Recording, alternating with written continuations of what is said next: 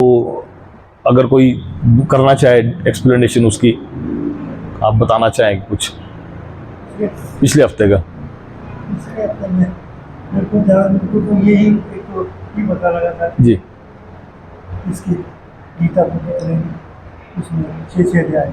हाँ जी, हाँ जी, 6 अध्यायों में, जिससे कि पहले 6 में मतलब प्रेजेंट सिचुएशन, उसकी नेक्स्ट हमारी डेस्टिनेशन, और तीसरे में कि हमने डेस्टिनेशन में जाना कैसे है। हमें सबसे पहले हमारी करंट सिचुएशन के बारे में है पहले के 6 अध्यायों में, उसके बाद अगले 6 अध्यायों में है कि हमारी डेस्टिनेशन क्या है, कि हम लोगों को मनुष्य जन्म मिला है, तो इस मनुष्य जन्म को हमने सार्थक करने के लिए हमें क्या करना, हमारी डेस्टिनेशन क्या है, हमें कहाँ जाने के लिए मनुष्य जन्म मिला है। और तीसरे नंबर पे है कि अगर हमें ये पता चल गया कि अब हमें जाना कहाँ है, अब वो जाएंगे कैसे, उसके बारे में लास्ट के 6 अध्यायों में एक्सप्लेनेशन, जिसे कि बोला गया है कि कृष्ण भावना भावित, कृष्ण कॉन्शियसनेस होने के लिए, कृष्ण कॉन्शियसनेस बनने के लिए, कृष्ण भावना भावित बनने के लिए हमें क्या करना है, वो उसकी जो, वैसे तो पूरी भगवत गीता में कृष्ण कॉन्शियसनेस के लिए, कृष्ण भावना भावित होने के लिए हल्का हल्का पूरे इसमें आता रहेगा, लेकिन फाइनल जो कंक्लूजन जो भगवान देते हैं वो आखिरी के अध्यायों में देते हैं। शुरू के अध्यायों में ये है कि एक्सप्लेनेशन में कि हमारी करंट सिचुएशन क्या है, अभी अर्जुन की स्थिति कैसी थी, अर्जुन परेशान था वो युद्ध भूमि में, तो अर्जुन का अपना युद्ध था, हम लोगों का अपना युद्ध है। अर्जुन शस्त्रों से लड़ाई लड़ने के लिए था, हम लोगों का, हर एक बिजनेसमैन का, गृहिणी का, स्टूडेंट का, टीचर का, इंश्योरेंस एजेंट का, लॉयर का, सबका अपना अपना युद्ध है। तो हर एक के अपने युद्ध के हिसाब से, इसीलिए भगवत गीता के उपदेश देने के लिए भगवान ने किसी ब्राह्मण या पंडित को या किसी साधु महात्मा को नहीं चुना, एक गृहस्थ को चुना था, क्योंकि गृहस्थ की समस्याएं जो उसके अर्जुन के मन में उथल पुथल मचा रही थी, अब आप देखो कितना सीक्वेंस के साथ ये चल रहा है कि पहले अध्याय में अर्जुन अपनी व्यथा प्रकट कर रहा है, भगवान एक शब्द भी नहीं बोल रहे, उसकी किसी भी बात को साथ साथ नहीं काट रहे कि नहीं तू गलत बोल रहा है, रुक, ऐसा समझ नहीं, उसकी पूरी, उसको जितना उससे उसके अंदर का गुबार था, भगवान बोलते हैं कि तू सारा गुबार निकाल। उसने अपना सारा गुबार निकालने के बाद भगवान ने उसको बोलना शुरू किया दूसरे अध्याय के दूसरे श्लोक में। वहां अर्जुन ने फिर भगवान की बात काट दी, भगवान फिर चुप हो गया, लेकिन भगवान ने तब तक उसको बोलना शुरू नहीं किया, उसे ज्ञान देना शुरू नहीं किया, जब तक उसने पूरी तरह से सरेंडर नहीं किया। दूसरे अध्याय के 7वें श्लोक में जहां अर्जुन अपने आप को पूरी तरह से सरेंडर कर देता है, वहां जाकर, उसके बाद जाकर के वो भगवान उनको बताना शुरू करते, 4 तरीकों से बताने की कोशिश करते हैं, समझाने की। सबसे पहला ज्ञान आत्मा और शरीर के बारे में, फिर वर्ण के आधार पर, वेरी गुड, बहुत बढ़िया, बिल्कुल, बहुत बढ़िया, बिल्कुल। भक्ति, इसके बारे में धीरे-धीरे, हाँ, और भक्ति के बारे में जैसे ही बताते हैं, अब देखो अर्जुन ने अपने आप को दूसरे अध्याय के 7वें श्लोक में सरेंडर कर दिया, उसके बाद भगवान उसको उपदेश देने लगे।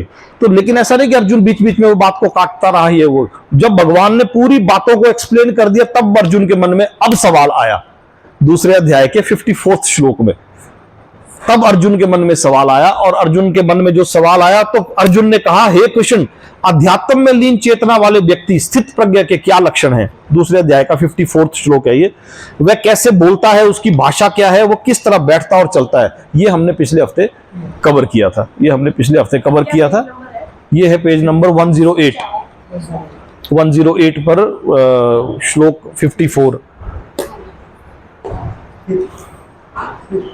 हाँ, स्थित प्रज्ञा वाला जो है, अर्जुन ने कहा कि अब हमने इससे आगे के एक बार संस्कृत के श्लोकों को अगर हम ले लेंगे तो इसको हमने पिछले हफ्ते कवर कर दिया था, मैं एक बार फिर थोड़ा सा रिपीट कर देता हूं जब तक ये नहीं होता। तो भगवान के बोलने का, अर्जुन का सवाल था कि वो चलता कैसे है का मतलब है कि उसकी वे ऑफ लाइफ क्या है, ये नहीं कि वो वॉक कैसे करता है, ऐसा नहीं, उसकी वे ऑफ लाइफ क्या है, वो बैठता कैसे है, how he deals with the senses, हमारी जो सेंस ऑब्जेक्ट्स हैं, हमारी 5 इंद्रियां हैं, उन इंद्रियों से वो कैसे डील करता है, वो बैठता कैसे है, वो उसकी भाषा क्या है, वो अपने आप को व्यक्त कैसे करता है। भाषा मतलब ये नहीं कि वो हिंदी बोलता है, इंग्लिश बोलता है, संस्कृत बोलता है, वो अपने आप को व्यक्त कैसे करता है, उसकी भाषा क्या है और वो बोलता क्या है, वो किन शब्दों का प्रयोग करता है, वो अपनी इंद्रियों को कैसे कंट्रोल करता है। इस सब के बारे में अर्जुन का सवाल था, जिसके एक्सप्लेनेशन में बताया गया था कि एक मूर्ख व्यक्ति का पता तब तक नहीं चलता जब तक वो बोलता नहीं है। एक सभा में 10 मूर्खों को एक साथ बिठा दिया जाए और 10 मूर्खों को एक साथ बिठाने के बाद जब तक वो बोलेंगे नहीं तब तक ये नहीं पता चलेगा कि इनमें से मूर्ख कौन है। Suit boot coat pant tie पहना के अगर एक जैसी ड्रेस के साथ, तो यहां पर जैसे एक रोगी के अलग लक्षण होते हैं, उसी तरह अर्जुन जानना चाहता है कि उस इंसान के क्या लक्षण है जिसके बारे में आप एक्सप्लेनेशन में मुझे समझाने की कोशिश कर रहे हो, उस इंसान के क्या लक्षण है। यहां अर्जुन तो भगवान अगले श्लोक में बोलते हैं 55 में, ये भी हमने पिछले बार कवर कर दिया था कि हे पार्थ, जब मनुष्य मनोधर्म से उत्पन्न होने वाली इंद्रिय तृप्ति की समस्त कामनाओं का परित्याग कर देता है और जब वह इस तरह विशुद्ध हुआ उसका मन आत्मा में संतोष प्राप्त करता है, तो वह विशुद्ध दिव्य चेतना को प्राप्त करता है और वो स्थित प्रज्ञा कहा जाता है। यानी कि मन से मन गढ़ंत जो उत्पन्न होती हैं कहानियां, हमारे मन से मन गढ़ंत कहानियां जो उत्पन्न होती हैं, जो उनको उन कामनाओं का त्याग कर देता है, वो स्थित प्रज्ञा कहा जाता है। उसे स्थित प्रज्ञा कहा जाता है कि ऐसा होता है हमारे मन में कई तरह की कामनाएं उठती रहती है। I am going to enjoy, how I am going to enjoy, मुझे ये करना है, मुझे वो करना है। तो भगवान कह रहे हैं कि जो उन कामनाओं को परित्याग कर देता है वो स्थित प्रज्ञा कहा जाता है, उसे स्थित प्रज्ञा कहा जाता है। अब इसके बाद ऐसा नहीं कि इसी एक श्लोक में भगवान ने इसका जवाब दे दिया, अब इसका जवाब चलेगा यहां से लेके 54, 55, 56, 57, 58, 59 ऐसे ऐसे करके श्लोक इसका 72 तक भगवान इसका जवाब देते रहेंगे। 72 में यह अध्याय खत्म होगा। उसके बाद तीसरे अध्याय के पहले श्लोक में अर्जुन का फिर से एक सवाल आ जाएगा। इन्हीं सवालों के जवाबों के बीच में अर्जुन का फिर से एक सवाल आएगा।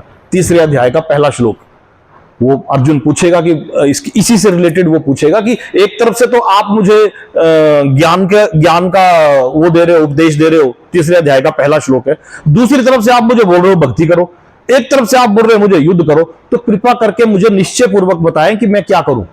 अभी भी वो कंफ्यूज है, अभी भी वो कंफ्यूज है। पहले अध्याय में तो कंफ्यूज था ही था। अभी भी भगवान ये कह रहे हैं कि तुम कर्मों में आसक्त ना होके होते कि कर्मों को भी त्याग के तुम भक्ति के पथ पे। ऐसा नहीं बोल रहे भगवान। आप एक जगह ऐसे नहीं था कि आसक्त ना हो, आसक्त ना हो, ना दिखाओ, ना ही ना कर्म करने में अपनी आसक्ति, बिल्कुल ना ही ना। ऐसा भी मत करो कि तुम कर्म भी मत करो, तुम कर्म करो और उनमें आसक्त भी मत हो। यहां भगवान ये बोलते हैं कि आप कर्म करते रहो लेकिन उनके फलों के तुम अधिकारी मत बनो, क्योंकि उनके फलों के तुम अधिकारी नहीं हो। कर्म करना तुम्हारे उसमें है लेकिन उसके फलों के आप अधिकारी नहीं हो। यहां भगवान ये बोल रहे हैं। इसमें कोई है आपका डाउट है कुछ से रिलेटेड है? तो जब तीसरे अध्याय के पहले श्लोक में जब अर्जुन सवाल पूछता है, उसके बाद भगवान अगला अध्याय जो है कर्मयोगी तो है, उसमें तो भगवान कर्म के बारे में ही बता रहे हैं।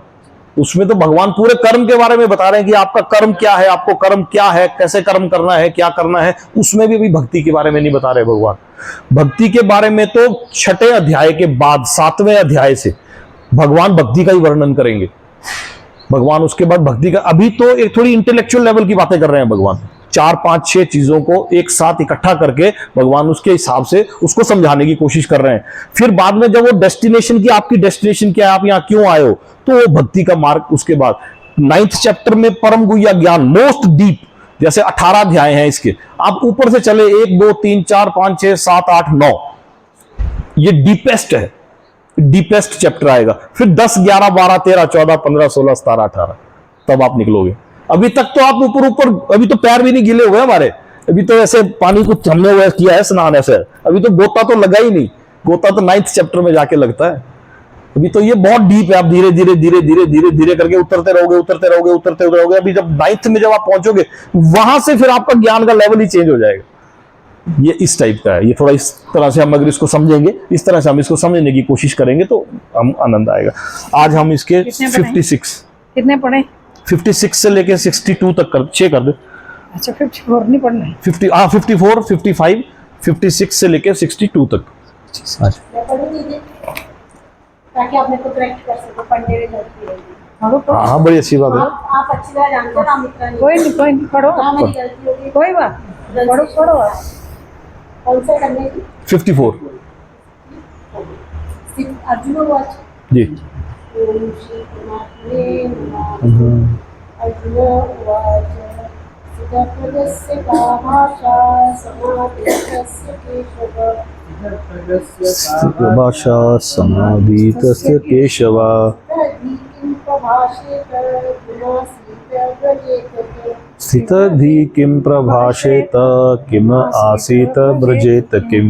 भगवान् उवाच श्री भगवान उवाच विजयभाति यदा कामान् सर्वान् पार्थ मनोगतान् प्रजाहाति यदा कामान् सर्वहाते पार्थ मनोगतान् आत्मन्येवात्मना तुष्टः स्थितप्रज्ञस्य रोचते आत्मन्येवम् आत्मनातिष्ठ स्थितप्रज्ञ तदा उच्यते। दुःखेषु अनुद्विग्नमना सुखेषु विगतस्पृह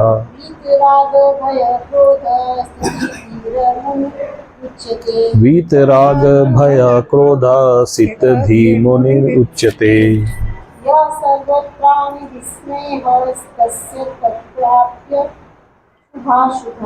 यः सर्वत्र अन्विघ्नस्य प्राप्य शुभम्।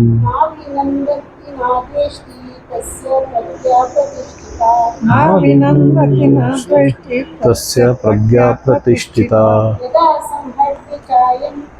यदा संहर्ते चायं यदा संगते चायं कूर्मो अंगानि स सर्वशः। इंद्रियाणीन्द्रियार्थेभ्यस्तस्य प्रज्ञा प्रतिष्ठिता। विषयानिवर्तन्ते निराहारस्य देहिनाम्। रसवर्जं रसोऽस्य दृष्ट्वा निवर्तते। यतः हि अन्तेय पुरुषस्य विवश्यते। इंद्रियाणि प्रमाथीनि हरन्ति प्रबन्धया।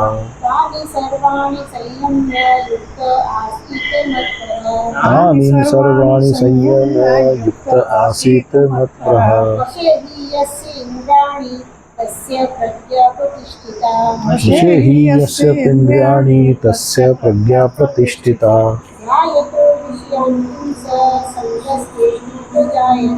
ध्यायतो विषयान् पुंसः संगतेषु उपजायते।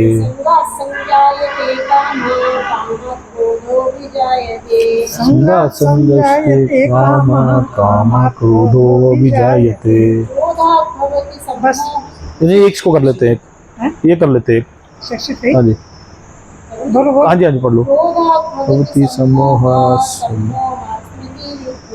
क्रोधात् भवति सम्मोह सम्मोहात् स्मृति विभ्रमा।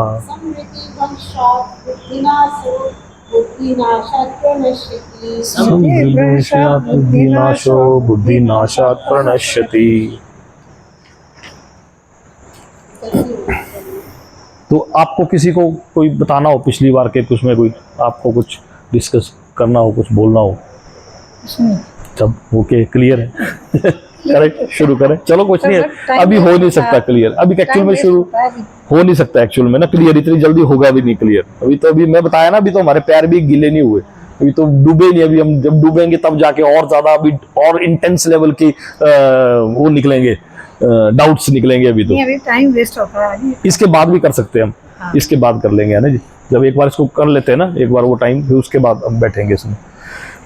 तो आज हम इसका 56 श्लोक जो है 54 55 हमने कल पिछले हफ्ते कर लिए थे, आज हम 56 कर रहे हैं। ये पेज नंबर हमारा 109 है, जिसमें कि भगवान बोलते हैं कि अब अर्जुन के सवाल का जवाब दे रहे हैं। अर्जुन ने सवाल पूछा है कि स्थित प्रज्ञा सखा भाषा, स्थित प्रज्ञा सखा भाषा, वो स्थित प्रज्ञा अध्यात्म में लीन चेतना वाले व्यक्ति के क्या लक्षण है, वो कैसे बैठता है, कैसे उठता है, कैसे चलता है, कैसे बोलता है। तो यहाँ भगवान उसके सवालों के जवाब देना शुरू कर रहे हैं। तो एक बार भगवान ने बोल दिया, हे पार्थ, जो मनुष्य मनोधर्म से उत्पन्न होने वाली इंद्रिय तृप्तों की कामनाओं का परित्याग कर देता है, यानी कि हमारे मन से जो मन ग्रंथ कहानियां जो उत्पन्न होती है, उन कामनाओं का जो त्याग कर देता है, वो स्थित प्रज्ञा कहलाता है। जैसे हमारे दिमाग में कई तरह के दिमाग में घोड़े दौड़ते हैं, उन दिमाग की उन कल्पनाओं का जो त्याग करने की जो कैपेसिटी रखता है, जो हिम्मत रखता है, वो स्थित प्रज्ञा कहलाता है। तो यहां अगले में इसमें बोलते हैं कि जो त्रय तापों के होने पर भी मन में विचलित नहीं होता अथवा सुख में प्रसन्न नहीं होता और जो आसक्ति, भय तथा क्रोध से मुक्त है, वह स्थिर मन वाला मुनि कहलाता है। यहां अगर संस्कृत के श्लोक को आप समझेंगे तो एज इट इज इसको जो वर्णन है उसका, जो त्रय तापों से के होने पर भी मन से विचलित नहीं होता अथवा सुख में प्रसन्न नहीं होता और जो आसक्ति और भय से तथा क्रोध से मुक्त है, वह स्थिर मन वाला मुनि। यहां भगवान फिर से बताने की कोशिश कर रहे हैं कि स्थिर मन वाला मुनि कैसा होता है, कैसा होता है। तो इसके एग्जाम्पल में हम थोड़ा सा दूसरे अध्याय को ना, आपको लग रहा होगा कि दूसरा अध्याय चल रहा है, बड़ा लंबा हो गया, बड़ा लंबा हो गया, भगवत गीता कब खत्म होगी। एक्चुअल में दूसरे अध्याय को में ये पूरी गीता का सार है, पूरी भगवत गीता का सार है। जब भगवान ने अर्जुन को समझाने की कोशिश की, अर्जुन को दूसरे अध्याय के बाद फिर वो ऐसे ऐसे सवाल पूछता है कि आप मेरे को घोर युद्ध में क्यों लगा रहे हो। चौथे अध्याय में फिर सवाल पूछता है, पांचवें में फिर वो ऐसा खतरनाक सवाल पूछता है कि पिछला किया धरा सब बराबर हो जाता है। छठे अध्याय में तो वो बोलता है कि मुझे करना ही नहीं है ये। तो ये हम थोड़ा सा दूसरे अध्याय को बहुत ज्यादा डिटेल्ड ले रहे हैं, बहुत ज्यादा एग्जांपल्स के साथ ले रहे हैं, डिटेल्ड ले रहे हैं, जिससे कि आप इसके पूरी भगवत गीता को फिर रिकंसाइल कर सके। तीसरे अध्याय के बाद हम थोड़ा सा स्पीड में चलेंगे, क्योंकि ये पूरी गीता का सार है। आप ये मान के चलो कि इसको हम अगर ज्यादा डिटेल में समझेंगे तब हमको आगे के लिए, हाँ, इसमें स्पीड की जरूरत नहीं है, इसमें हम स्पीड नहीं बनाएंगे, एटलीस्ट दूसरे अध्याय में ना थोड़ा सा। तो इसमें जब त्रय तापों के त्रय इसमें लिखा है कि जो त्रय तापों के होने से मन में विचलित नहीं होता। त्रय ताप क्या है? हमारे जीवन में तीन तरह के दुख हैं, तीन तरह के दुख है। त्रय ताप बोला तीन तरह के दुख। किस तरह के? तीन तरह के दुखों में कौन कौन से दुख आते हैं? एक दुख है जो आध्यात्मिक है, एक आदि भौतिक है और आदि दैविक है। तीन तरह के दुख हैं जो हमें, अगले श्लोक में भगवान 2 श्लोकों के बाद 4 प्रकार के सुखों का भी वर्णन करेंगे। अब यहाँ 3 प्रकार के दुख हैं, आदि दैविक, आदि भौतिक। ये इसकी एक्सप्लेनेशन में नहीं मिलेगा आपको, जो मैं बता रहा हूँ इसकी एक्सप्लेनेशन में नहीं है, इसको मत देखो। हाँ जी, हाँ जी, हाँ जी, आध्यात्मिक, हाँ उसमें होगा आदि भौतिक, आदि दैविक और आध्यात्मिक। आदि दैविक कौन से दुख है? आदि दैविक वो दुख हैं जो हमें सृष्टि देती है, मतलब नेचुरल क्लाइमिटी के द्वारा जो दिए गए दुख हैं, जो हमारे कंट्रोल से बाहर है। एक उस टाइप का दुख है, बाढ़ आ गई, फ्लड आ गया, कोई अर्थक्वेक आ गया, कोई नेचुरल डिजास्टर आ गया, कोई बिल्डिंग गिर गई, अचानक आ गया, ये आदि दैविक दुख है। ये आदि दैविक है, ये दैवी शक्तियों के द्वारा, यानी कि जो हमारे कंट्रोल में नहीं है। ये एक प्रकार का दुख है। एक दूसरा दुख है जो आध्यात्मिक है, आदि भौतिक है। इसके अलावा एक आदि भौतिक दुख है जो हमें लिविंग एंटिटीज देती हैं, दूसरों के द्वारा दिया गया दुख, जो दूसरों के द्वारा हमें दुख पहुंचाया जाता है, वो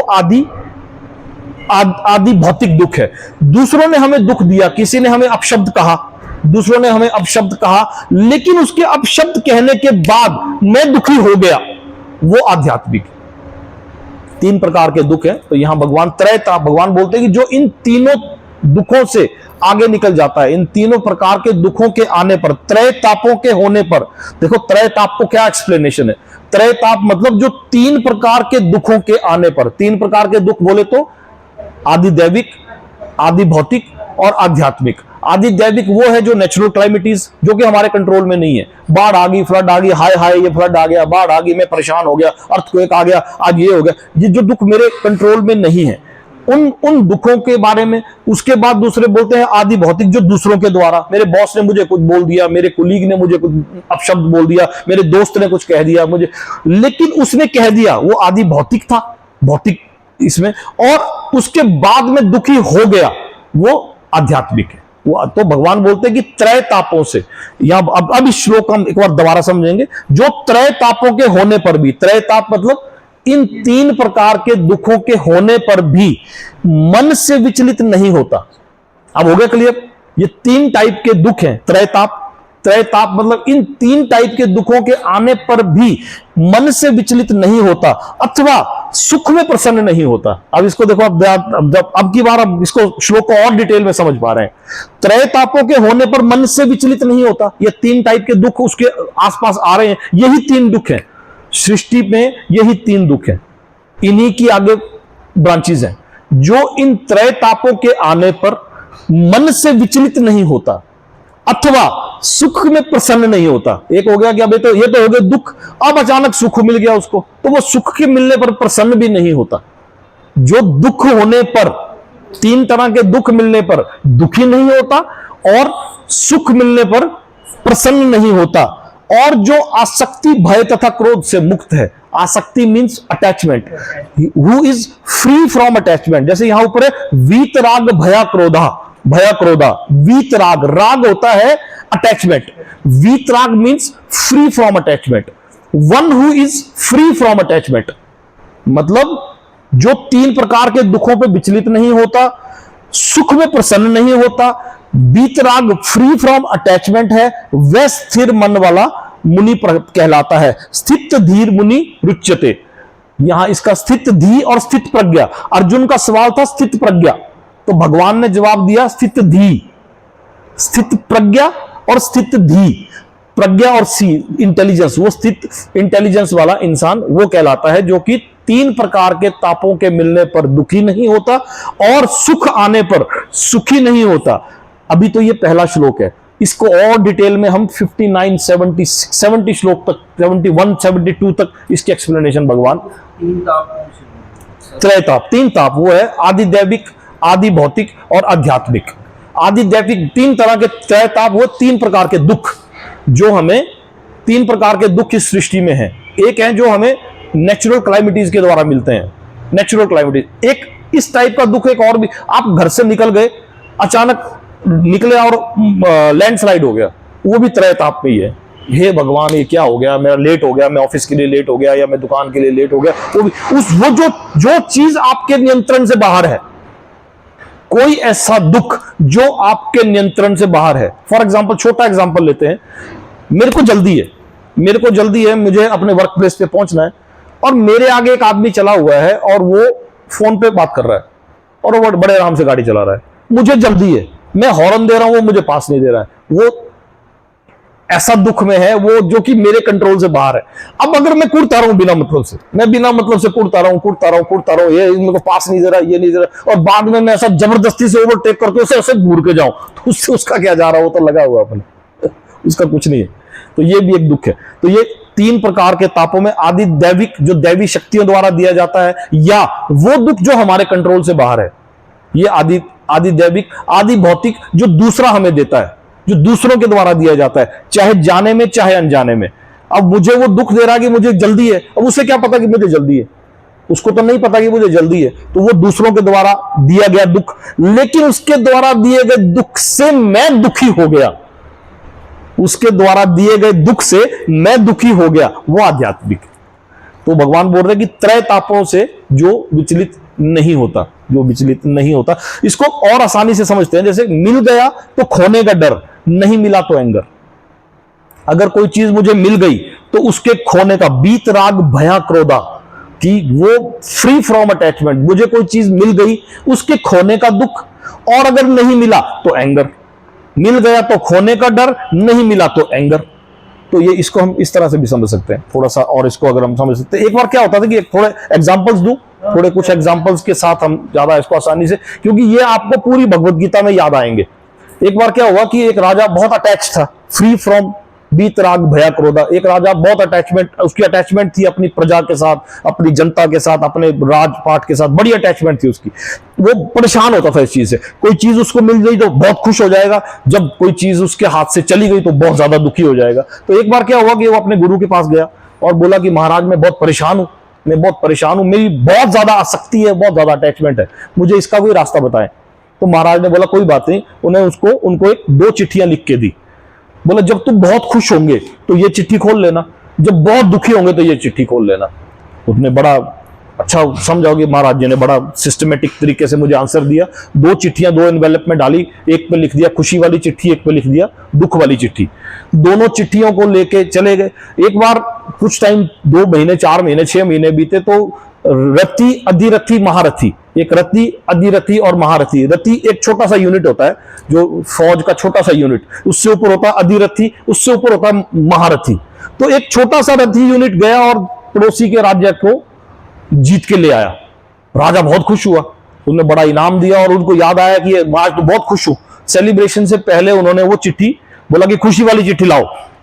वो एनवेलप खोला और उस पर एनवेलप पे लिखा था इट इज टेम्परेरी, ये टेम्परेरी है, ये परमानेंट नहीं है। वो बड़ा परेशान हुआ, यार मैंने तो राज्य जीता, पर चलो कोई बात नहीं, जैसा कैसा करके वो बीत गया। साल 6 महीने, 1 साल 2 साल हुआ कि वो दोबारा से कुछ 5-7 राजाओं ने इकट्ठा होके उसके राज्य पर आक्रमण किया और उसके राज्य को जीत लिया। अब वो बहुत दुखी हो गया, तो वो बोले कि दूसरी चिट्ठी लाओ।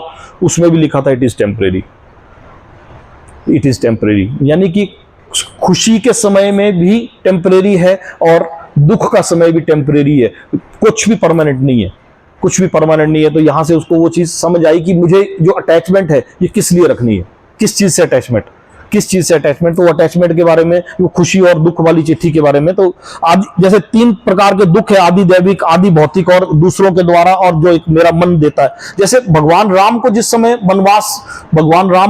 वनवास डिक्लेयर हुआ था, तो वो आप वो समय याद करें, उससे भगवान राम को वनवास उस दिन डिक्लेयर हुआ when he was supposed to be crowned on very next day. अगले दिन उनका राज्याभिषेक होना था, तो रात में उन्हें वनवास डिक्लेयर किया गया।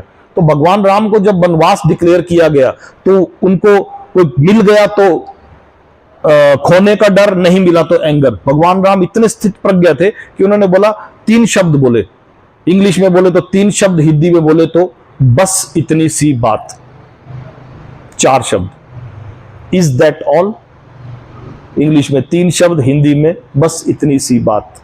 तो वो स्थित प्रज्ञा। तो भगवान अर्जुन को कुछ समझाने की कोशिश कर रहे हैं कि स्थित प्रज्ञा इंसान कैसा है, बस इतनी सी बात, स्थित प्रज्ञा, स्थित प्रज्ञा। तो अर्जुन का सवाल था कि स्थित प्रज्ञा, तो भगवान उसके सवाल के जवाब दे रहे हैं कि वो ऐसा इंसान स्थित प्रज्ञा होता है। एक बार एक बहुत अमीर आदमी था, उसने बहुत अच्छा घर बनाया था, मल्टी स्टोरी हाइट वाला ड्राइंग रूम, 3 मंजिल 4 मंजिल वाला ड्राइंग रूम, बहुत अच्छा घर बनाया। और बहुत लोग उसको बोलते थे कि आप हमें अपना घर बेच दो, क्योंकि घर बनाना मुश्किल होता, तो वो नहीं बेचता था। जब वो घर नहीं बेचता था, एक बार वो विदेश गया और वापिस विदेश से जब वो वापिस आया, जैसे विदेश से वापिस आया, उसने देखा मेरे घर के बाहर बहुत बड़ी भीड़ लगी हुई है। वो परेशान हो गया कि भीड़ क्यों लगी है, तो देखा कि मेरे घर में आपका फोन बज रहा है।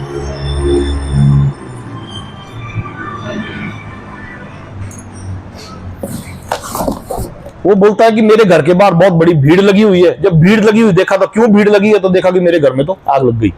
वही घर जो उसने बहुत पसंद से, बहुत इत्मीनान से बनाया था, उसी घर में आग लगी हुई थी।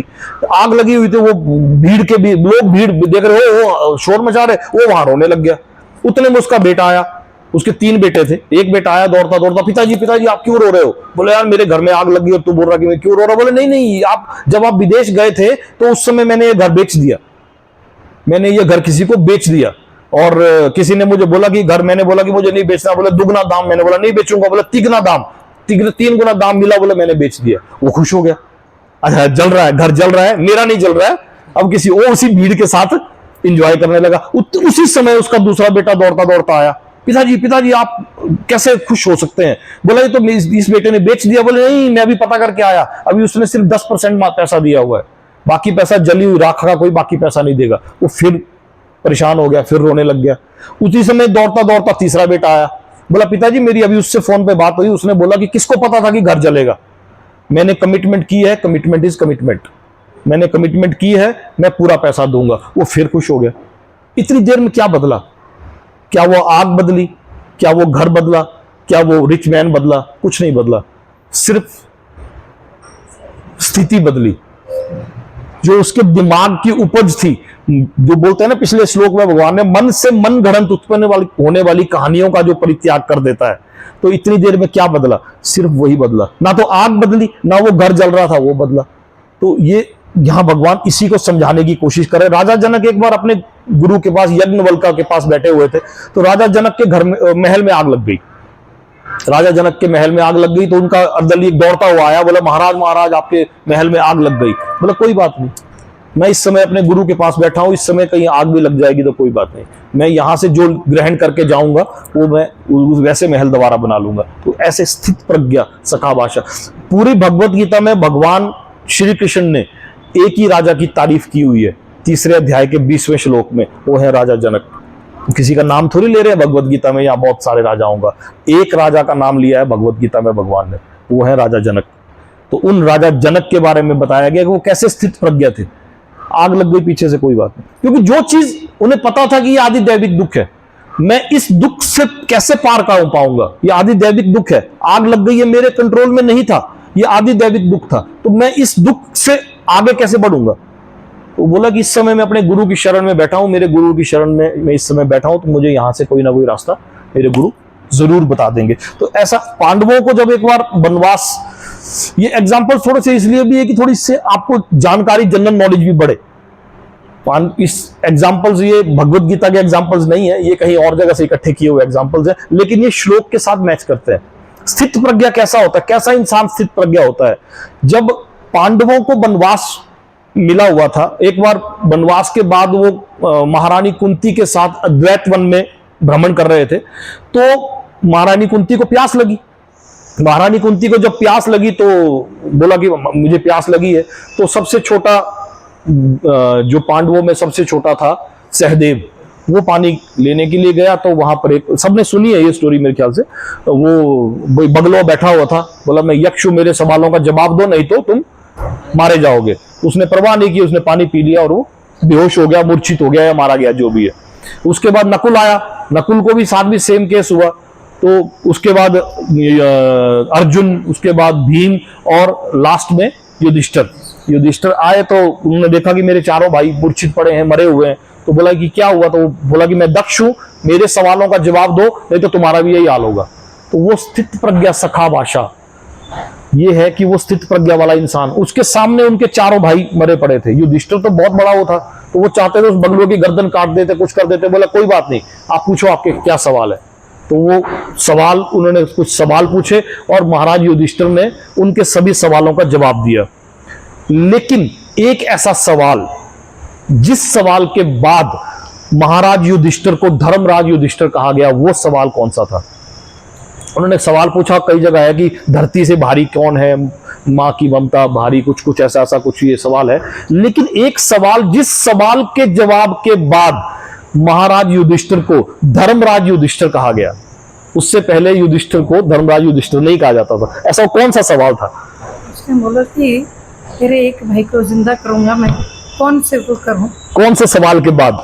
कौन से। हाँ। उसने बोला कि भाई मैं कुंती का पुत्र राजी हूँ, बहुत बढ़िया। तो माद्री का एक पुत्र को राजी होना चाहिए। मैं, क्योंकि मैं, महाराज पांडु की 2 पत्नियां थी, एक कुंती और दूसरी माद्री। तो मैं जब कुंती का ज्येष्ठ पुत्र, सबसे बड़ा पुत्र जीवित हूं, तो उसी लिहाज पे, क्योंकि नकुल और सहदेव जो है वो दूसरी पत्नी के पुत्र थे, जब मैं पहली पत्नी का सबसे बड़ा पुत्र जीवित हूं, तो दूसरी पत्नी का भी सबसे बड़ा पुत्र जीवित होना चाहिए।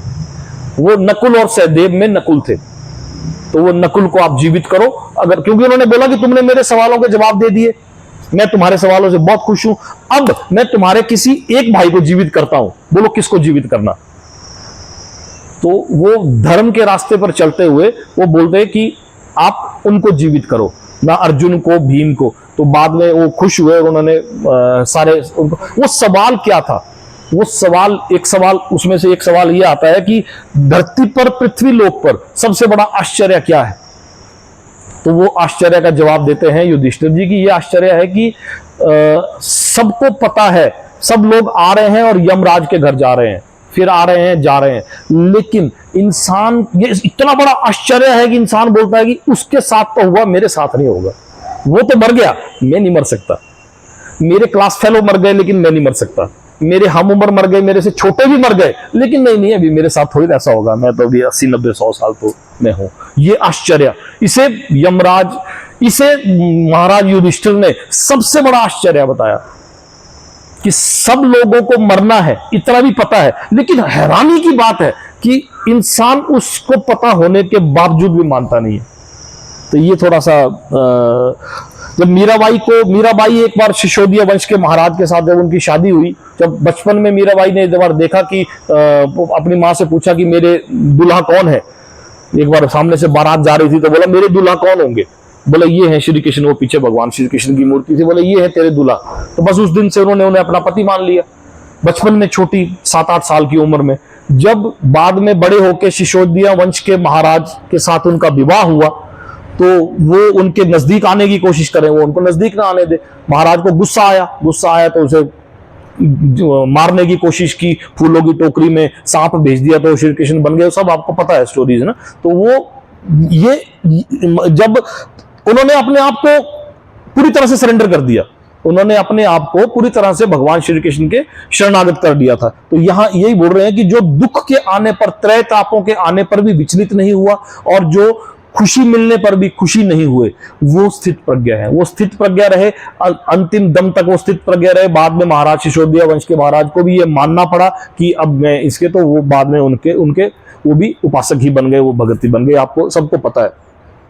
थॉमस एल्वा एडिसन जो है, जिन्होंने बल्ब का आविष्कार किया, एक बार उनकी फैक्ट्री में आग लग गई। जब उनकी फैक्ट्री में आग लग गई तो उन्होंने अपने बेटे को बोला कि अपनी मां को भी बुला के लाओ। तुमने कभी ऐसी आग देखी? बोले नहीं देखी। बोले मैंने भी नहीं देखी। अपनी मां को भी बुला के लाओ, शायद उन्होंने भी कभी नहीं देखी होगी। वो इतने स्थित प्रज्ञा। बोला आप जब बाद में जब न्यूयॉर्क टाइम्स की इंटरव्यू में उन्होंने कहा कि आपकी फैक्ट्री में आग लग गई, बोले फैक्ट्री में आग लगी है, यहां आग थोड़ी ना लगी है, फैक्ट्री तो यहां है।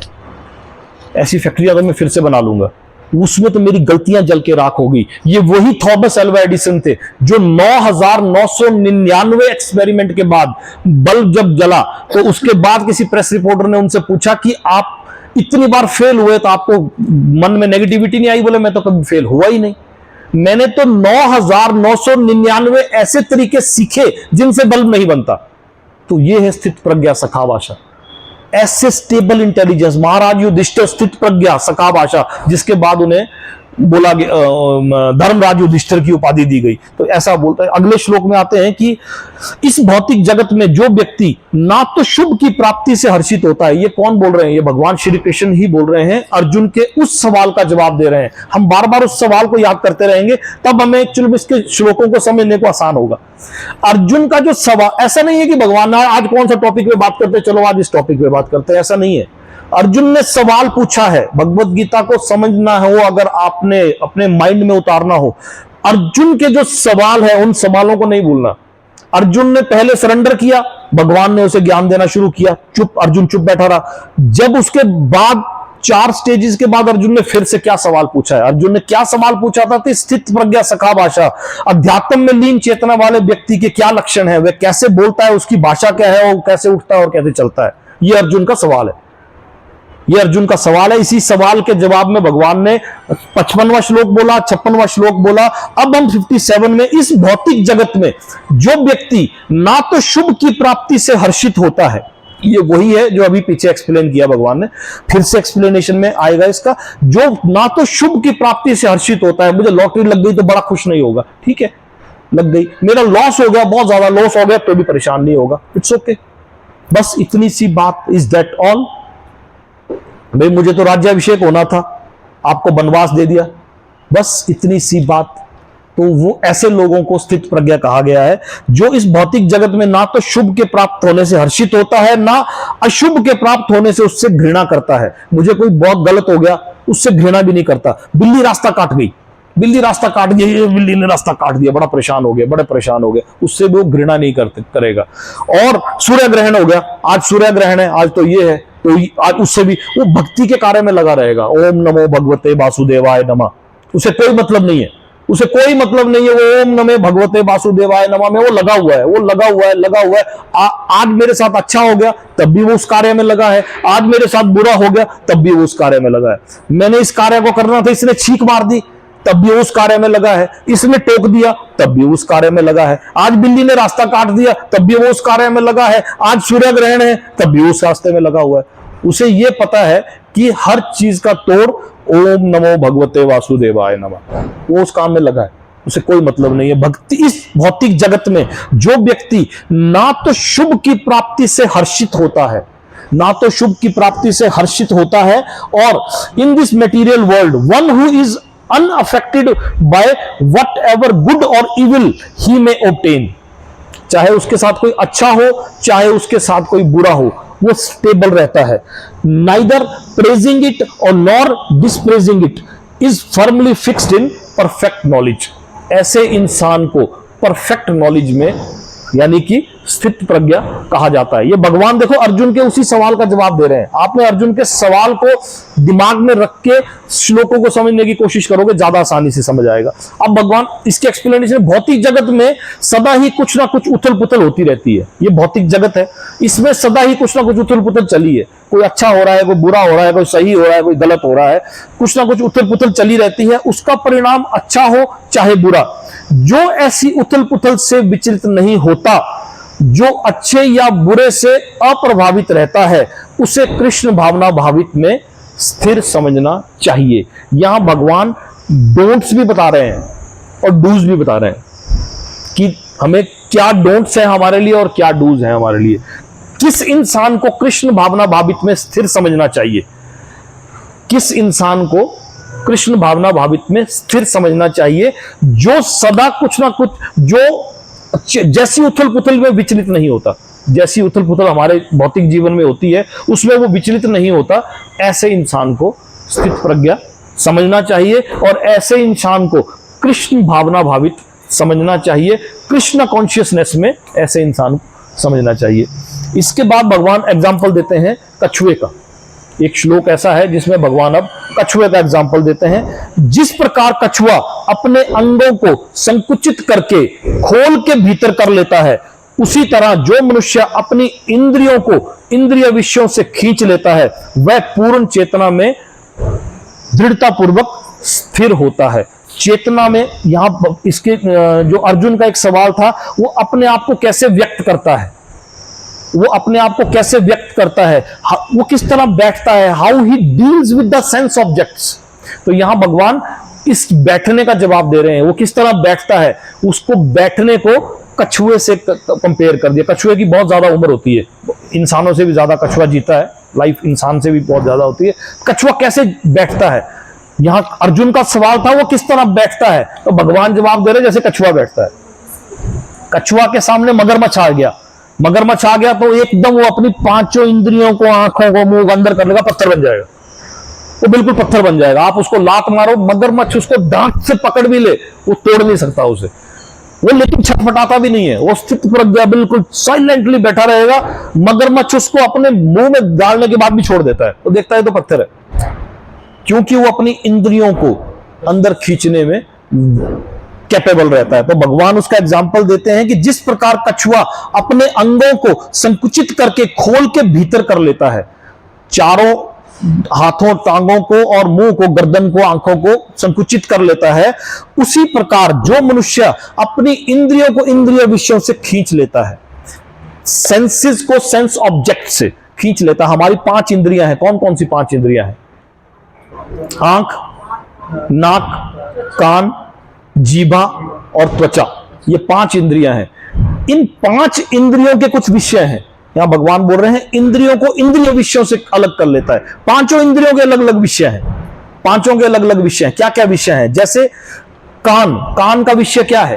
कान का विषय अपनी तारीफ सुनना, दूसरों की बुराई सुनना, अच्छी अच्छी बातें सुनना, अच्छे अच्छे गाने सुना, हम किस गली जा रहे हैं, अपना कोई ठिकाना नहीं, ऐसे ऐसे गाने सुनना। गाने ऐसे सुनोगे तो फिर पॉजिटिविटी कहां से आएगी? गाने ऐसे सुनोगे कि हम किस गली जा रहे हैं, अपना कोई ठिकाना नहीं, तो कहां से रिजल्ट पर पहुंचोगे? तो जब गाने ही ऐसे सुनोगे कि हम किस गली जा रहे हैं, अपना कोई ठिकाना नहीं, जब गाने ही ऐसे सुनोगे तो कान इंद्रिय है। कान का विषय है दूसरों की बुराई सुनना, अपनी तारीफ सुनना, बेसलेस गाने सुनना, ये कान है। भगवान क्या बोल रहे हैं? इंद्री को इंद्रिय विषयों से अलग कर लो, अपने कान को इन विषयों से अलग कर लो, इन विषयों से अलग कर लो। जीभा है, दूसरी इंद्री जीभा है। जीभा का क्या है? जंक फूड खाना, मांस भक्षण करना, कोई ऐसी चीज खाना जो कि अनहेल्दी हो, कोई ऐसी बात बोल देना जो दूसरों को बुरी लगे। इंद्री विषय। आगे एक श्लोक में आएगा कि सबसे प्रबल और सबसे वेगवान इंद्री जीवा है। इन 5 इंद्रियों में भी सबसे प्रबल और सबसे वेगवान इंद्री जीवा को बोला गया है, जो कि खाने से, बोलने से, हर चीज से हमारा नुकसान करती है। तो ये इंद्री है। नाक भी एक इंद्री है। नाक से कोई ऐसी कोई खुशबू को सूंघना जिससे हम अट्रैक्ट हो जाएं। कोई ऐसी ड्रग्स, नाक से लोग वो ड्रग्स लेते हैं, वो कुकीन और वो सब, वो नाक, वो इंद्रिय विषय, इनको भगवान बोल रहे हैं कि इंद्रियों को इंद्रिय विषयों से अलग कर लो। आंखें भी इंद्रिय हैं। टीवी देखना, टीवी सीरियल्स देखना, शांति सीरियल, बिग बॉस जैसे देखना, दूसरों के घर में ताक झांक जिसमें हो, ताक झांक वाले सीरियल, ये एक्चुअल में ये चीजें क्यों है? बिग बॉस को क्यों ज्यादा पब्लिसिटी मिलती है? क्योंकि उसमें कंट्रोवर्सी, लड़ाई झगड़ा, और हम लोग बिग बॉस देखते हैं। अरे हम जब ऐसे ऐसे सीरियल्स को देखेंगे तो हम क्या देखेंगे, वहां से क्या सीखेंगे? इसकी लड़ाई, उसकी लड़ाई। बिग बॉस में क्या होता था? लड़ाई होती थी ना। वो बुलाते ही उन लोगों को है जिन लोगों को के साथ कंट्रोवर्सी हुई है। कुछ ना कुछ ऐसा ही है ना बिग बॉस में ऐसे। तो अगर हम, तो भगवान बोल रहे हैं कि बिग बॉस मत देखो अपने आप को, इंद्रियों को इंद्रिय विषयों से अलग कर लो। अलग करने को भगवान कह रहे हैं। टीवी सीरियल्स देखना, जैसे स्किन त्वचा मतलब प्लेजर के लिए, त्वचा के प्लेजर के लिए किसी चीज में अटैच होना, तो भगवान इन चीजों को बोल रहे हैं कि जो इंसान, जो मनुष्य अपनी इंद्रियों को इंद्रिय विषयों से खींच लेता है, वह पूर्ण चेतना में दृढ़ता पूर्वक स्थिर होता है। जैसे एग्जाम्पल में भगवान ने कछुए का एग्जाम्पल दिया, तो इसके साथ जैसे कोई महाराज भरत ने कैसे अपने आप को इंद्रिय विषयों से अलग किया। ऐसा थोड़ी ना कि अपॉर्चुनिटी नहीं आती, अपॉर्चुनिटी आई थी। महाराज भरत को अपॉर्चुनिटी आई थी। उनको जब बोला गया था कि भगवान राम को वनवास दिया है और तुम्हें राज्याभिषेक करना है, तो उनके पास तो रीजन भी था, अपॉर्चुनिटी भी थी कि मैं अपनी मर्जी से तो राजा नहीं बनना चाहता, क्योंकि राजा कोई ना कोई चाहिए, इसलिए मैं भगवान राम के आने तक सिंहासन पर विराजमान रहूंगा। जैसे भगवान राम आ जाएंगे, श्री राम आ जाएंगे, तो मैं सिंहासन छोड़ दूंगा। उन्होंने अपने आप को इंद्रियों को इंद्रिय विषयों से अलग कर लिया। अपनी मां से 14 साल तक बात नहीं की। और घर के बाहर एक जगह आती है नंदीग्राम, अयोध्या में एक जगह आती है नंदीग्राम में एक छोटी सी कुटिया बनाकर 14 वर्ष तक रहे। जमीन पर सोए, पूरा ब्रह्मचर्य व्रत का पालन किया, फलाहार किया, कोई राजसी भोज तामसिक भोज नहीं किया, और भगवान राम की खड़ाओं को सिंहासन पे रखा और खुद जमीन पर बैठ के राज्य चलाया। उनके पास तो अपॉर्चुनिटी भी थी। भगवान बोल रहे हैं कि इंद्रियों को इंद्रिय विषयों से है त्रैताप, 3 ताप है, आदि दैविक, आदि भौतिक और आध्यात्मिक। आदि दैविक वो ताप हैं जो कि दैवी शक्तियों के द्वारा दिए जाते हैं। आज बारिश हो रही है, बहुत ज्यादा बारिश हो रही है, सवेरे आप उठे और आपने शिमला के लिए जाना है, और इतनी बारिश है कि आपको घर से बाहर निकलना मुश्किल, वो आपके कंट्रोल में नहीं है, आप दुखी होते रहो। वो आदि दैविक दुख है। दुखी हो गए आप। अब आपके घर में आज फंक्शन था, सब स्पॉइल हो गया, सवेरे ऐसी बारिश लगी, ऐसा हुआ कि पूरे टेंट टूंट सब भीगे, सब कीचड़ हो गया। अरे जो आपके हाथ में ही नहीं था उसके लिए आप दुखी होते रहो। वो आदि दैविक, ये 3 ताप, 3 तरह के दुख, आदि दैविक। उसके बाद आदि भौतिक, जो दूसरा इंसान हमें देता है, जो दूसरों के द्वारा, किसी ने मुझे अपशब्द बोल दिया, किसी ने मेरे साथ बदतमीजी कर ली, किसी ने मेरे साथ झगड़ा करने की कोशिश की, वो आदि भौतिक है, जो दूसरों के द्वारा दिए जाता है। दूसरों के द्वारा, हमें यार दोस्तों के द्वारा या किसी भी दूसरी शक्ति के द्वारा, किसी भी दूसरी वस्तु के द्वारा हमें जो दुख मिलता है, वो आदि भौतिक है। दूसरों ने दुख देने की कोशिश की, वो आदि भौतिक है। लेकिन मैं दुख हो गया, मन से मैंने उस बात को अपने दिल में बिठा लिया, इसने मुझे ऐसा बोला, किसी ने मुझे गधा बोला, वो मैटर नहीं करता। उसके मुझे गधा बोलते हुए मैंने अपनी स्लीव फोड़ते हुए मुझे गधा बोला, वो मैटर करता है। समझ गए आप? किसी ने मुझे गधा बोला, वो मैटर नहीं, मैंने अपने आप को गधा मान लिया और अपनी स्लीव फोल्ड करके उससे लड़ने चला गया, वो आध्यात्मिक है। जो मेरे मन के द्वारा दिया गया दुख, वो क्लियर हुआ? आदि दैविक, आध्यात्मिक और आदि भौतिक। नेचुरल क्लाइमेटीज, एक जो दूसरों के द्वारा मींस लिविंग एंटाइटीज के द्वारा, कोई भी दूसरा इंसान जो हमें दुख दे रहा है, और तीसरा हमारे मन के द्वारा, जो एक्चुअल में दुखी होने की बात नहीं है, लेकिन हम दुखी हो जा रहे हैं उसमें, वो आध्यात्मिक है। जो दूसरा, जैसे कोई हमारा अपमान करके चला गया, वो तो चला गया, बोल के बात खत्म हो गई, लेकिन उसके बाद जब हम घर में बैठे तो बार बार हम याद कर रहे हैं, और बार बार वो है, वो अपने आप को दोबारा वो तो एक बार तो बात खत्म हो गई थी, अब सुन लिया इसने, हो गया ना। तो इस प्रकार के, जैसे हाथ मछली कैसे फंसती है, यहां भगवान बोल रहे हैं कि जो अपनी इंद्रियों को इंद्रिय विषयों से अलग करे। मछली कांटे में कैसे फंसती है, जैसे ही मछुआरा कांटा डालता है उसके आगे कुछ लगा देता है, तो डोमिनोज का कोई पिज्जा लगा दिया, बस उसकी जीभा, वो जीभा, उसकी आंखें उसको देखेगी, वो जीभा उसको जाएगी और खेल खत्म। तो ये वो चीजें हैं, भगवान बोल रहे हैं अपनी इंद्रियों को जो इंद्रिय विषयों से अलग कर ले। और एग्जाम्पल में क्या दिया, वो कैसे बैठता है, वो कछुआ कैसे बैठता है अपनी सेंसेस को कैसे अलग, हाथी कैसे फंसता है, हाथी को कैसे पकड़ा जाता है, हाथी को पकड़ा जाता है, महावत जो है वो हथनी की आवाज को रिकॉर्ड करता है। हाथी को कैसे पकड़ा जाता है, इतने बड़े जंगली हाथी को कैसे पकड़ना, उसको पकड़ने का तरीका मैं आपको बता रहा हूं। महावत क्या करता है, हथनी की एक आवाज को, पर्टिकुलर एक आवाज को रिकॉर्ड करता है और उस आवाज को हाथी को सुनाता है। मतलब हथनी की सेक्स की आवाज को वो रिकॉर्ड करता है और उसको वो हाथी को सुनाता है और हाथी को अपने पीछे पीछे दौड़ाता है स्पीकर में लगा के। और आगे एक बहुत बड़ा गड्ढा किया होता है जिसके ऊपर घास वास लगाया था और हाथी उसमें गिर जाता है। उसके बाद कई दिन महीनों तक उसको ना पानी देता है ना खाने को देता है, उस गड्ढे में पड़ा रहने देता है ना। उसके बाद थोड़ा सा 15 दिन के बाद एक केला आके खिलाता है, उस तरह उसको कंट्रोल करता है। तो भगवान बोल रहे हैं जो इंद्रियों को इंद्रिय विषयों से अलग कर लेता है वो स्थित प्रज्ञा इंसान है।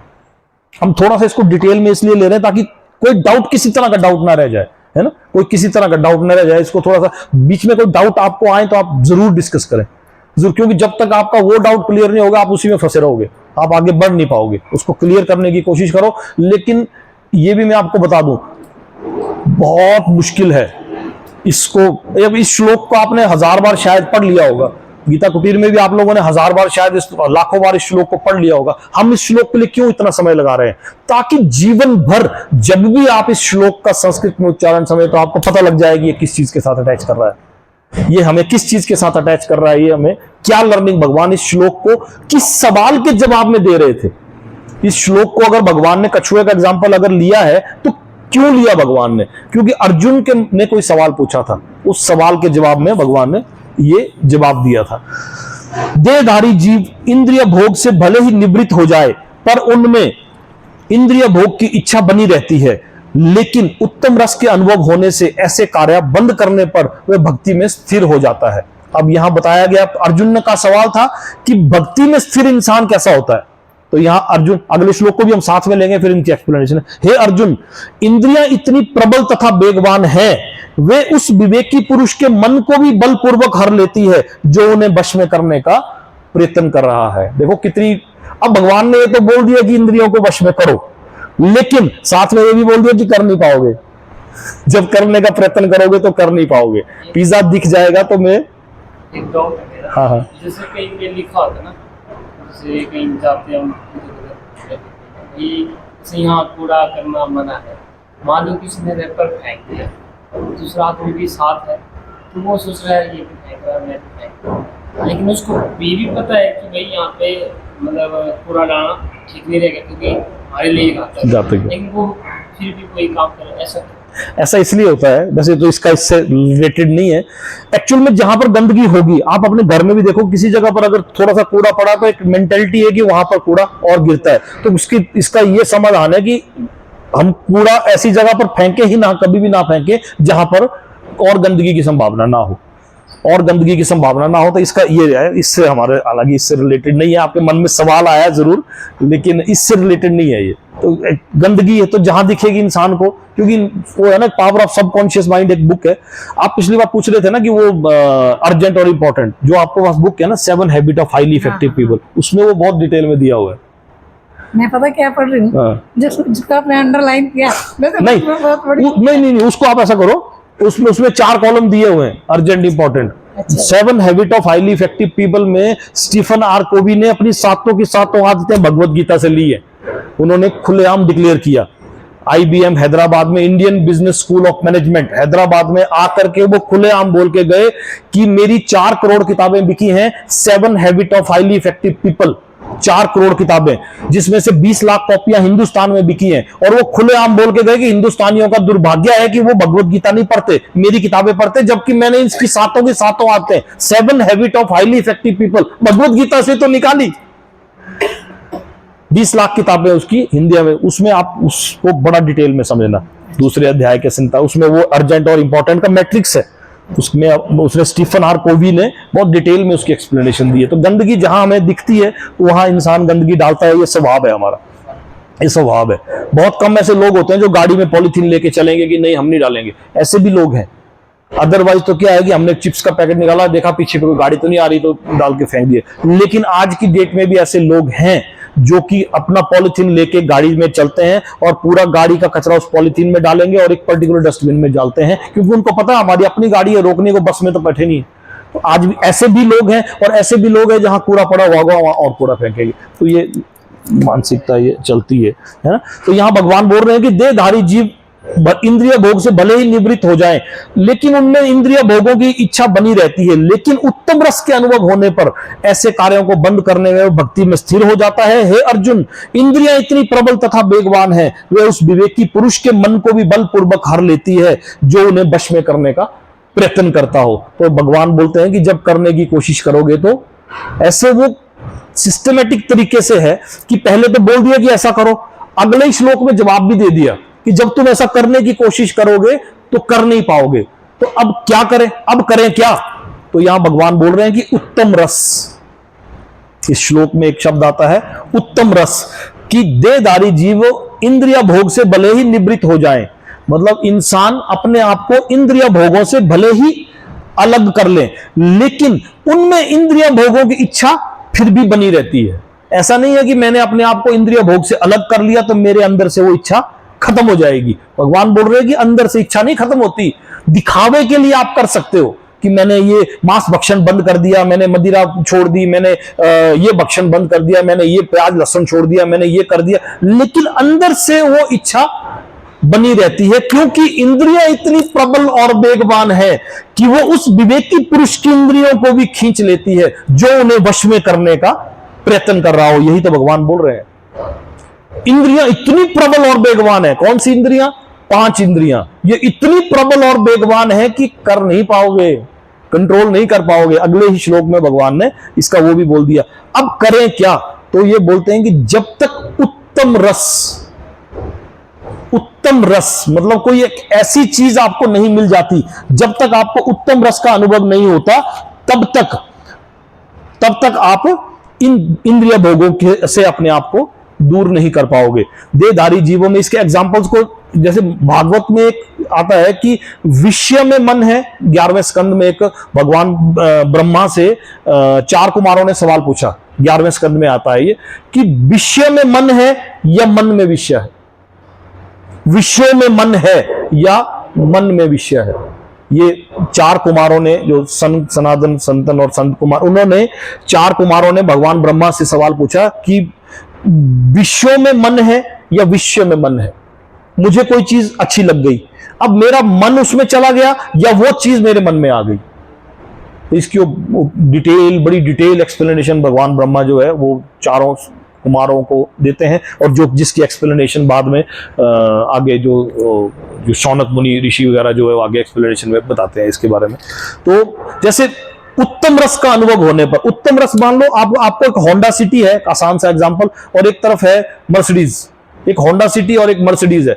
अगर आपको होंडा सिटी और मर्सिडीज दोनों एक ही प्राइस में मिलने लगे तो आप कौन सी चूज करोगे? मर्सिडीज चूज करेंगे कि सेम प्राइस में। तो उत्तम रस का अनुभव होने पर, when you get the higher taste, you will discard the lower one। तो आपको होंडा सिटी के खोने का कुछ दुख होगा? नहीं होगा। तो भगवान बोल रहे हैं कि वो उत्तम रस का अनुभव होने पर ही आप इस चीज से, जैसे सौबरी मुनि 10,000 वर्षों तक समुद्र के नीचे तपस्या किए। सौबरी मुनि ने 10,000 वर्षों तक। अच्छा, ये भी कई बार मन में सवाल आता है कि 10-10 हजार तक कैसे तपस्या करते थे? तो इसका जवाब भी भागवत में आता है कि इंसान की लाइफ, अभी कलयुग में इंसान की लाइफ 100 साल है। इससे पहले वाले युग में इंसान की लाइफ 1000 साल थी, उससे पहले वाले युग में इंसान की लाइफ 10,000 साल थी, और उससे पहले वाले युग में इंसान की लाइफ 1 लाख वर्ष थी। तो ये 10,000 वर्ष तपस्या, 60,000 वर्ष तक ये किया, ये वो कई बार आता है ना, तो ये सवाल भी उठता है। तो इसका वर्णन भी इसमें आता है, और भागवत में भी है कि इंसानों की उम्र घटती चली गई। जो सतयुग, त्रेता, द्वापर और कलयुग, पहले सबसे पहला सतयुग, फिर उसके बाद त्रेता, फिर उसके बाद द्वापर, फिर उसके बाद कलयुग। याद कैसे रखेंगे इसको कि पहले सतयुग आता, फिर त्रेता आता, फिर द्वापर आता, फिर कलयुग आता है? कैसे याद रखोगे? सतयुग 7 सबसे बड़ा युग, त्रेता 3, द्वापर 2, कलयुग 1। सतयुग, त्रेता, द्वापर, कली। तो ये कलयुग की उम्र है 4,32,000 वर्ष, ये भी आएगा इसमें चौथे अध्याय में। कलयुग की उम्र है 4,32,000 साल। जो इससे पहले द्वापर युग था उसकी उम्र है 8,64,000 वर्ष, और उससे ऊपर जो त्रेता युग था 4,32,000 मल्टीप्लाइड बाई 3 13,28,000 वर्ष, और उससे पहले सतयुग 18,64,000 वर्ष। तो सतयुग बीत चुका है, त्रेता बीत चुका है, द्वापर बीत चुका है, इस समय हम कलयुग में हैं। अभी तक कलयुग के सिर्फ 5,000 वर्ष हुए हैं। 4,32,000 कलयुग की उम्र है, अभी सिर्फ 5,000। इसका वर्णन भी गीता में है। भौतिक रस का कोई हमारे उत्तम रस का जीवन के साथ कोई एग्जाम्पल, भौतिक जीवन के साथ मैं बता रहा हूं अभी आपको। जैसे सौबरी मुनि भौतिक रस का अनुभव, सौबरी मुनि ने 10,000 वर्ष तक तपस्या की, लेकिन समुद्र के भीतर 2 मछलियों को मैथुन करते हुए देख लिया, तपस्या छोड़ी, बाहर आए, 50 शादियां की। क्योंकि यहां भगवान यही तो बोल रहे हैं कि भले ही इंद्रिया भोग से आप निवृत्त भी हो जाओ, लेकिन उसमें इंद्रिया भोगों की इच्छाएं बनी रहती हैं। ये इच्छाएं कैसे इंसान परित्याग करता है? जब उसे उत्तम रस का अनुभव होता है। उत्तम रस का अनुभव है भक्ति रस, और भक्ति रस में कृष्ण भावना भावित अपने आप को इंसान को हो जाना। भगवान बोलते हैं कि ऐसा नहीं कि आपके सामने डिस्ट्रैक्शंस नहीं आएंगी, आएंगी, आंखें तो हर तरफ को जा, लेकिन एटलीस्ट उसे मन के लेवल पे रोक लो, अंदर मत आने दो। आपके सामने अच्छा भोजन आ सकता है, ऐसा थोड़ी, आंखें तो देख सकती है, लेकिन उन्हें बाकी इंद्रियों के उस पे रोक लो। कोई ऐसी डिलीशियस चीज जो आप ग्रहण करना चाहते हो आ सकती है, लेकिन भगवान बोलते हैं कि इंद्रियों को उस लेवल पे रोक लो। ऐसा तो नहीं है कि वो कोई इंसान अगर जब कोशिश, अब वो नहीं रोक पाए सौबरी मुनि, वो तो समुद्र के अंदर तपस्या कर रहे थे, उनके सामने तो कुछ भी दिख सकता था। वो छोटी सी एक अटैचमेंट वो आई और उन्होंने अपनी तपस्या छोड़ी, बाहर आकर 50 शादियां की। ये आप लोगों को पता होगा, ज्यादा मैं तो शास्त्रों के साथ इतना ज्यादा अटैच नहीं हूं जो आप लोग जानते हैं। अच्छा, मैं ये एग्जांपल्स किस लिए ले रहा हूं कि वो और ज्यादा रिजिड हो जाए, अदरवाइज कंफ्यूजन है ना। 10,000 वर्षों तक तपस्या तो की, लेकिन किस मुनि ने की? सौबरी मुनि ने की। तो आपको याद हो जाएगा। भगवत गीता में सौबरी मुनि का एग्जाम्पल नहीं है, लेकिन मैंने कहीं से निकाल के लाया है ताकि वो इस श्लोक के साथ वो हो जाए। वॉरेन बफे दुनिया के 5 सबसे अमीर आदमियों में से एक, आज भी 1956 के खरीदे हुए घर में रहते हैं, पुराने घर में रहते हैं, पुरानी कॉन्टेसा गाड़ी चलाते हैं, जबकि वो दुनिया के 5th रिचेस्ट मैन है। वॉरेन बफे सिंपल कमीज, सिंपल पेंट से ऊपर कभी नहीं पहना उन्हें। मार्क जुकरबर्ग फेसबुक के, हमेशा उनको आप टी शर्ट और जीन्स में देखोगे। मार्क जुकरबर्ग फेसबुक, और वो उत्तम, क्योंकि उनको दुनिया पार्टी मना रही है। जब फेसबुक के 1 लाख फॉलोअर हुए, बहुत जबरदस्त पार्टी, मैंने इसका एग्जांपल भी दिया था, वो अंदर अपने उसमें कोडिंग में लगे हुए।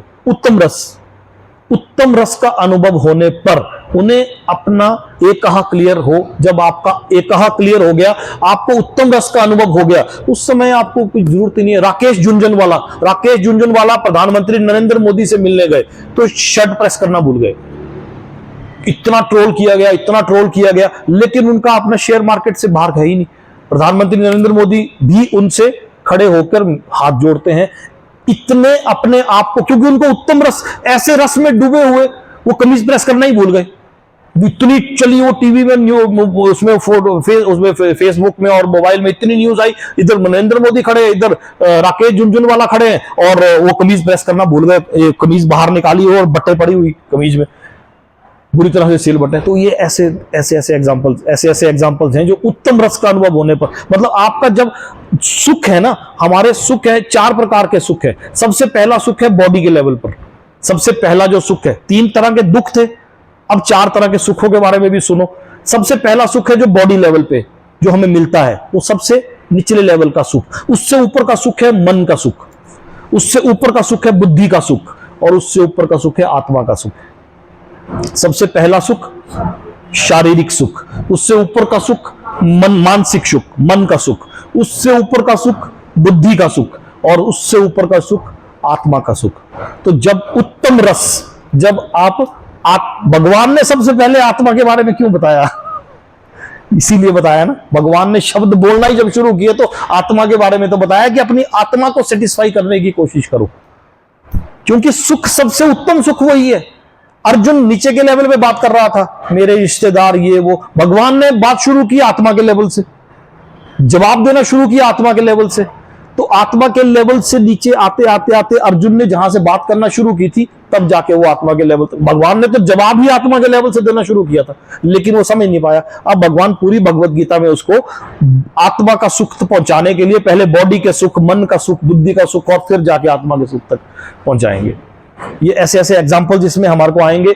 धोनी, महेंद्र सिंह धोनी पहले टीटी थे, उत्तम रस का एग्जांपल आपने पूछा ना, प्रैक्टिकल एग्जांपल। धोनी है जैसे धोनी टीटी थे, वो टीटी थे तो खड़गपुर में उनकी पोस्टिंग हुई। जब खड़गपुरा गांव गरीब परिवार से थे तो वो क्रिकेट के तो खेलने के शौकीन थे, लेकिन वो पैसे ना होने की वजह से टीटी में उनकी एज ए टीटी लग गए, ट्रेन में टिकट चेक करने के लिए। खड़गपुर के गांव में जब वो टीटी लगे तो उनके गांव वालों ने बड़ी खुशियां मनाई, बड़े खुशी हुए कि भाई बड़ा अच्छा वो, लेकिन उनका क्या था, उनका वो डेस्टिनेशन नहीं था। आप मूवी देखना महेंद्र सिंह धोनी के ऊपर जो मूवी बनी है, उसमें बताया गया कि उत्तम रस का अनुभव, उनको उत्तम रस चाहिए था। वो जब टीटी की जॉब से आते थे तो वो रिलैक्स नहीं करते थे, वहां पहुंचते अपने कमीज के बटन, अपनी टाई, अपना कोट, और वो अपने आप को इतना फ्री कर देते थे घर के क्वार्टर के अंदर घुसने से पहले अपने आप को, कि मैं वहां पर आराम ना कर पाऊं, मेरा टाइम ना वेस्ट हो। इमीडिएटली वो क्रिकेट की किट उठाते थे और 8 घंटा प्रैक्टिस करते थे जॉब से आने के बाद, क्योंकि उनको वो उत्तम रस चाहिए था। तो उत्तम रस का अनुभव होने पर when you will get the higher taste you can discard the lower one। जब आपको उत्तम रस मिलेगा तभी आप निचले वाले रसों को त्याग कर पाओगे। बॉडी का सुख, मन का सुख, बुद्धि का सुख और आत्मा का सुख। आत्मा के सुख के लिए आपको बुद्धि का सुख होना, बुद्धि होगी तभी आप आत्मा का सुख, और बुद्धि आपकी तब होगी जब आपका मन क्लियर होगा। जब आपका मन अब आपका तब क्लियर होगा जब आप शारीरिक सुखों से ऊपर उठने की कोशिश करोगे, तो इस तरह के एग्जांपल वॉरेन बफे का, राकेश झुनझुनवाला का, मार्क जुकरबर्ग का, धोनी का, ये इस तरह के एग्जांपल हमारे को आते हैं। देहधारी में, जीवों में इंद्रिय भोग की भले ही निवृत्त हो जाए, लेकिन उसमें इंद्रिय भोगों की इच्छा बनी रहती है। उत्तम रस का अनुभव होने पर ऐसे कार्यों को बंद करने से पर वह भक्ति में स्थिर हो जाता है। हे अर्जुन, इंद्रियां इतनी प्रबल तथा वेगवान है कि उस विवेकी पुरुष के मन को भी बलपूर्वक हर लेती है जो उन्हें वश में करने का प्रयत्न कर रहा हो। Senses are so unruly but we have to control them. वो ऐसी अनरूली है कि जिसकी तुलना की गई है विषैले सर्पों के साथ। इसमें कहीं आता है, मैंने उसमें पढ़ा था कहीं, है ना? हाँ, कौन सा? आत्मा का सुख। आत्मा का सुख जो है सर्वोत्तम सुख है, इसीलिए भगवान पे इसमें कुछ दिया कि इसकी, इनकी जो कहीं किसी उसमें दिया हुआ कि उसकी जो वो की गई है, कंपैरिजन किया गया है, वो किया गया है विषैले सर्पों के साथ। शायद 58 में होगा, मैं विषैले सर्पों के साथ उनका वो किया गया है कि इंद्रियों के चलने का, ये तो हाँ ये है। किसी योगी, भक्त अथवा आत्मसिद्ध व्यक्ति की कसौटी यह है कि वे अपनी योजना के अनुसार इंद्रियों को वश में कर सके, ये उसकी कसौटी होनी चाहिए। किंतु अधिकांश व्यक्ति अपनी इंद्रियों के दास बने रहते हैं और इंद्रियों के कहने पर ही चलते हैं। यह है उत्तर इस प्रश्न का कि योगी किस प्रकार स्थित होता है। इंद्रियों की तुलना विषैले सर्पों से की गई है। वे अत्यंत स्वतंत्रता पूर्वक तथा बिना किसी नियंत्रण के कर्म करना चाहती है। योगी या भक्त को इन सर्पों को वश में करने के लिए एक सपेरे की भांति अत्यंत प्रबल होना चाहिए।